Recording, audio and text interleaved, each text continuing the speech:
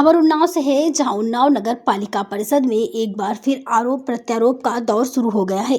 कई सभासदों ने प्रेस वार्ता कर पालिका प्रशासन पर गंभीर आरोप लगाए हैं। सभासदों का कहना है कि सरकार से पर्याप्त बजट मिलने के बावजूद नगर पालिका में भ्रष्टाचार के कारण आम जनता परेशान है।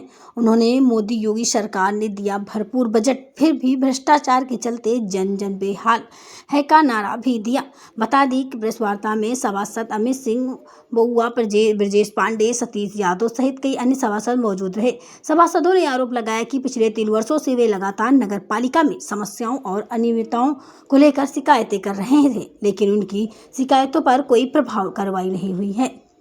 सभासद ने बताया कि उन्होंने नगर पालिका के शासी अधिकारी, एडीएम, जिलाधिकारी, कमिश्नर और मुख्यमंत्री कार्यालय तक पत्राचार किया है, इसके बावजूद समस्याओं का समाधान नहीं हुआ है। उन्होंने आरोप लगाया कि उनके पत्रों को गंभीरता से नहीं लिया जाता है और शिकायतों को नजरअंदाज कर दिया जाता है।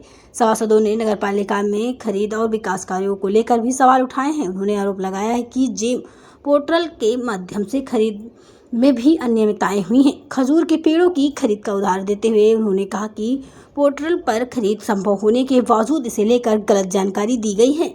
नगर पालिका के विकास कार्यों पर सवाल उठाते हुए सभासद ने कहा कि पालिका की ओर से सैकड़ों सड़कें बनवाने का दावा किया जा रहा है, लेकिन छोटे छोटे कार्यों के लिए भी जनता को लंबे समय तक इंतजार करना पड़ता है। उन्होंने उदाहरण देते हुए कहा कि वार्ड में मात्र 18,000 रुपये के क्रॉस निर्माण का काम भी लंबे समय से लंबित है। सभासद ने चेयरमैन और चेयरमैन पति के उस बयान पर भी प्रतिक्रिया दी जिसे मुख्यमंत्री का संरक्षण मिलने की बात कही गई थी।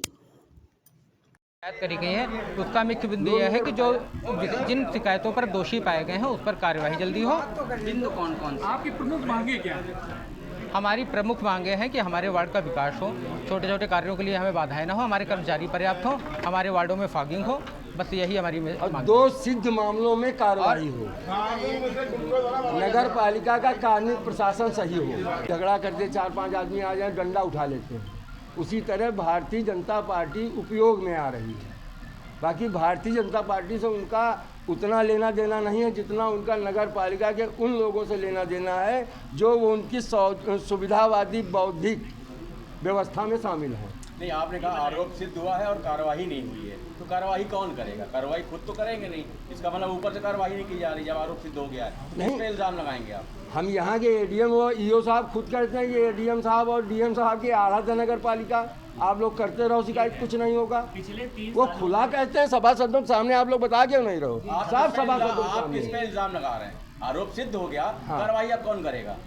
कार्रवाई करने का काम जिलाधिकारी और अपर जिलाधिकारी को रिपोर्ट दे करके कार्रवाई कराने का काम इन्हें करना होगा। और ये लगातार थोड़ी कर लेंगे कार्रवाई। अगर उनको दोष सिद्ध हुआ तो इस पर कार्रवाई तो देखिए, नगर पालिका एक स्थानीय सरकार है। आप सभी पत्रकार बंधु जानते हैं, उसका उत्तर प्रदेश सरकार से भी कोई बहुत लेना देना नहीं है।